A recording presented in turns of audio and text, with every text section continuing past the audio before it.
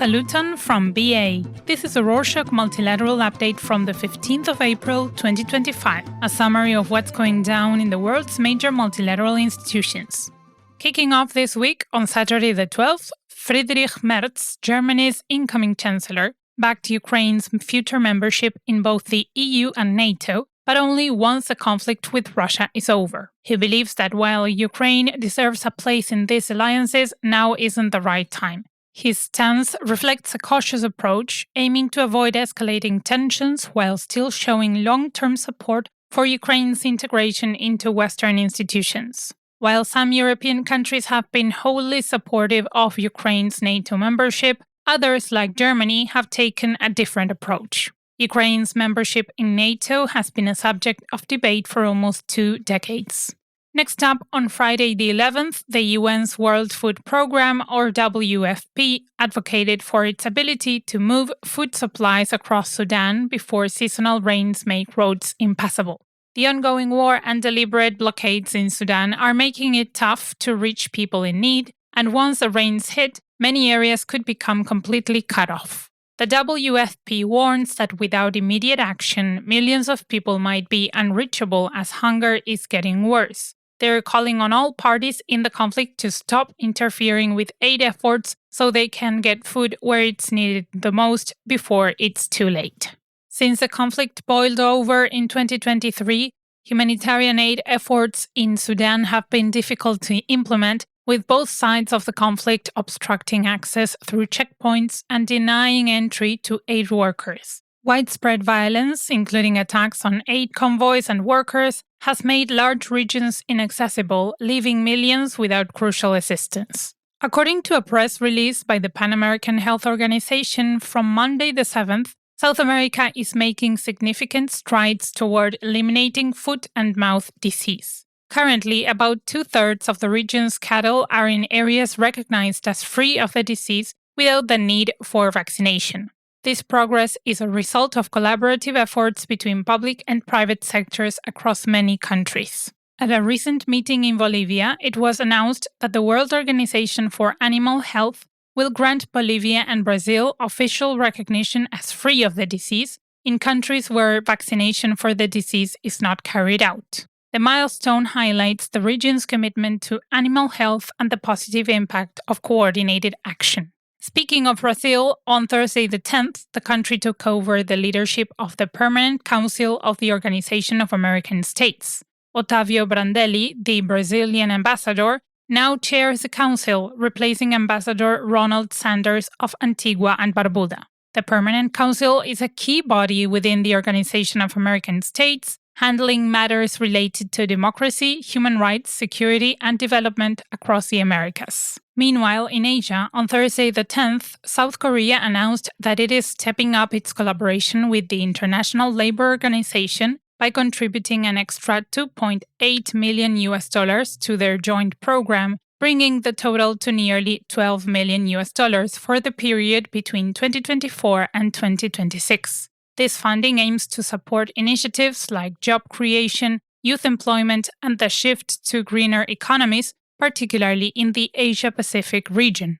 Officials from the organization and South Korea signed the agreement in Bangkok, highlighting South Korea's transition from aid recipient to donor. The International Labor Organization views this as a strong endorsement of its mission to promote fair labor practices and social justice worldwide. In other news, on Friday the 11th, the UN's trade agency warned that recent US tariffs could severely impact developing nations, potentially more than cuts in foreign aid.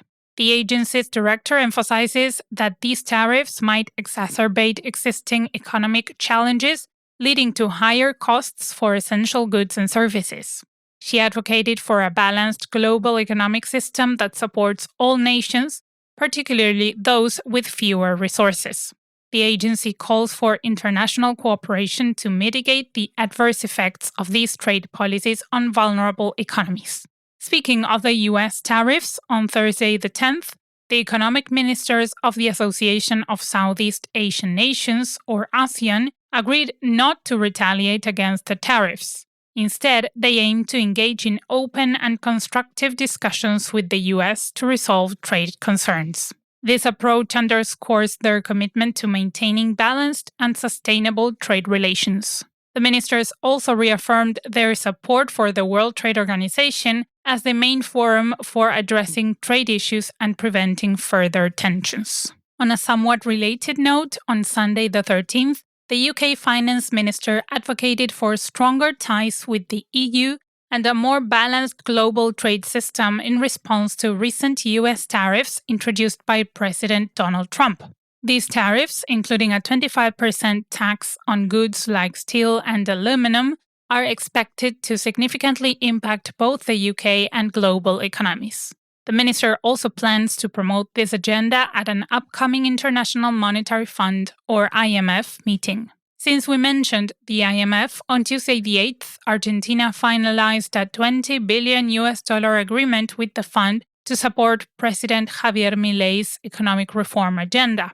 The deal includes an immediate disbursement of $12 billion with an additional $2 billion expected by June. These measures aim to attract investment and stabilize the economy.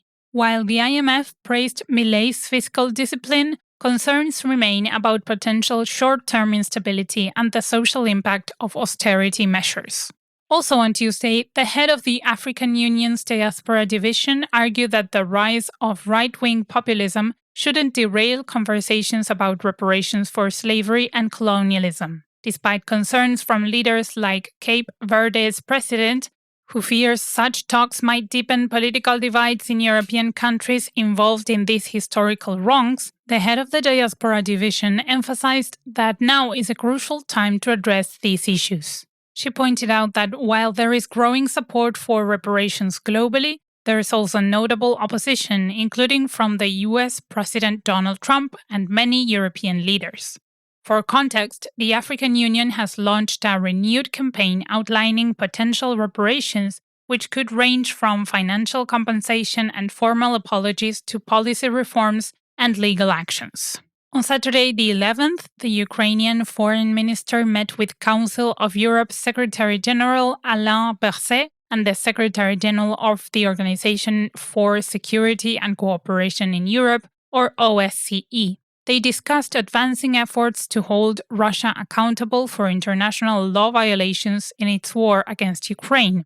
The foreign minister also addressed Russia's breaches of energy ceasefires and the detention of several OSCE staff members who have been held illegally for over 3 years.